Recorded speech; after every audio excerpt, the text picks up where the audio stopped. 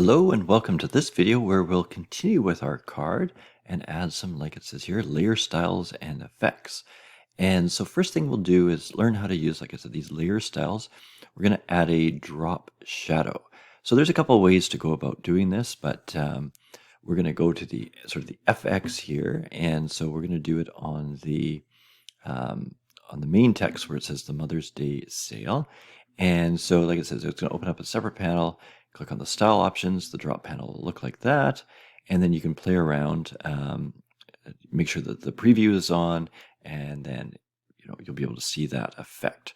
So if we take a little look here, so I'm just going to click on the Mother's Day sale one. So that's that guy. And then if we come over in here, we're sort of looking for the FX. Down here is the FX, and you can put that one on. So if I go to the drop shadow, it ends up opening up this layer style panel, which has all of them. So it doesn't matter really which one you click on, but there's the drop shadow. One thing to be careful of is I've done this before where I've turned something on and I think I've got the bevel and emboss, but that menu doesn't show up until you actually click in here, right? So this will actually change the different menus. So make sure you're on that drop shadow. I'm going to turn the outer glow off. And then depending on, what you've done before, it might look a little bit different, but you can kind of come in. Let me just zoom in on this. And you can kind of see that there's a shadow around it. And of course, you can reduce the distance. It looks like a little bit too much on this here. And make sure the preview is on, which it is. Let's just sort of see. Nothing seems to be changing here. Oh, because I've got the blending and emboss on as well. There we go. Okay, so that's why I was having trouble. So we can start to see that shadow a little bit better. It's a little dark, so you can, or light. So if you can, what I sometimes do is just turn up the opacity so that I can kind of see what's going on. First, there's this spread, right? So you can kind of, again, sort of play around and see. So usually something like that just gives it a bit more height. I sort of like to see it a bit more distinct there. Like you said, you can pull out, make it fuzzier with the spread, or pull it away, I guess, give it a bit more of a 3D effect. Okay, and then the distance, how far it is away there. So a little bit probably, and you can also change the side that it's on. So it does, unfortunately, not update right away. So if you want it off to the right side, you sort of sometimes have to play around and sort of see what's going on. So maybe something like that. A little quick thing is you can turn off and on so you can see. You could change the color. There is the blend mode, so I don't think with the black it changes too much there, but you can sort of play around and see what looks good. I think that gives a bit more of an impact right there. If you use global light, that will sort of make sure that all the other text have the same sort of angle, so that just sort of keeps it, make it a bit more sense, right? So that the angle of the light is kind of the same across all of them. Let's try a different one here. Let's go over to the right a little bit. Let's close this up, I guess. Move over. And we'll do the text on this one as well. So if I just select that, again, you can come down and do the FX, or what I found is you double click. Yeah, double click in here, and it brings up that panel as well. So this one I'm going to try the bevel and emboss on it. So again, you can come in here. Unfortunately, I was always thinking that there should be a reset button so that it gets it back to the original. Oh, there we are, reset to default. So I'm going to do that just so that any settings that I've done before are off. Okay, and then we can sort of play around a little bit with this. So again, you can sort of see how that embossing works. It gives it a bit of a 3D look as well. And again, probably not too much, right? So just enough to give it a little bit of a 3D look, and you can play around. Again, if you want the emboss or the bevel or the outer bevel, right? I think the inner bevel looks better there, but feel free to, give it a hard edge on it, a soft edge. Ooh, that doesn't look very good. Or the smooth probably looks the best, depending on your situation there. But again, you can kind of play around and see, right? That just sort of makes that edge a little bit more distinct. depending on what you want there. So of course you're not limited to just one effect. You can see that there's actually an effects menu here now. You can put multiple ones on, and so I'll just grab that effects panel. We could put a maybe a gradient overlay just to give it a bit of a color. So there is something there. You can switch the colors obviously by coming into here. I think you can actually find a set of overlays here depending on what you want. And again, it's sort of important to look and see, maybe something like that. I don't know. I mean, it's up to you, right? Play around. If you just want a single color, you can do that as well. I think, I got to click OK here first.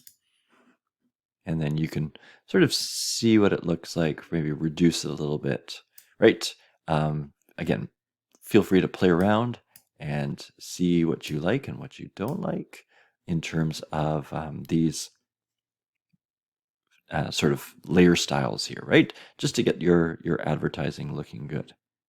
Another thing that you can do with text, sort of just in general, is put a little box underneath it, so to make the text stand out a little bit more. So for example here, I mean, it's not bad. The contrast is pretty good. But if you wanted it to stand out a little bit more, the easiest little thing to do is to draw a rectangle. This time make sure it's changed back to shape. And I'm just going to draw. Now, we'll have to see where this draws here. I just want to make sure I'm on a layer below that. So lorem ipsum. I mean, the easiest way to make sure I'm on a layer below it, just create a new layer there. Make sure it's below it. And I'm just going to draw a box just underneath it. And so in this one, it's filled with white. Obviously, I can change that fill. I'm going to fill it with black. Okay, so the text shows up. Now that's probably too strong. Obviously great contrast, but probably too strong. So what I would do is just reduce the opacity on that. And so then, again, just sort of seeing where it looks good. Oops, cancel. So maybe something like that. Again, just helping the text stand out. Again, there's no right or wrong here. It's a bit of your own judgment. All right, last but not least, we'll do a little bit of work with the Mother's Day sale text. A good effect to get text to stand out is, so double click on that, is the stroke. Let's double click again. There we go. And so where is that there? Bevel and emboss, outer glow. That's interesting. Where's the stroke one gone here? Stroke. Where is that? It was hiding. That's interesting. I don't know why it was hiding there. But what you'll notice is it puts an outline on it. Usually I find on the outside is the most effective. And then depending, right, you can obviously, it just sort of defines that edge. And you don't have to go with black, right? You could put something else in there, maybe a darker gray or something. So it's a little less harsh, but yeah. So that sort of gives you a bit of an edge just to sort of set the text off. All right, again, play around. Obviously you don't want something too thick, but you can sort of play around with whatever you think looks reasonable there. Yeah, okay. The last thing that we'll do is just put a gradient overlay on the whole image. So I'm going to come down to the very bottom image here, and sort of we're right down below here.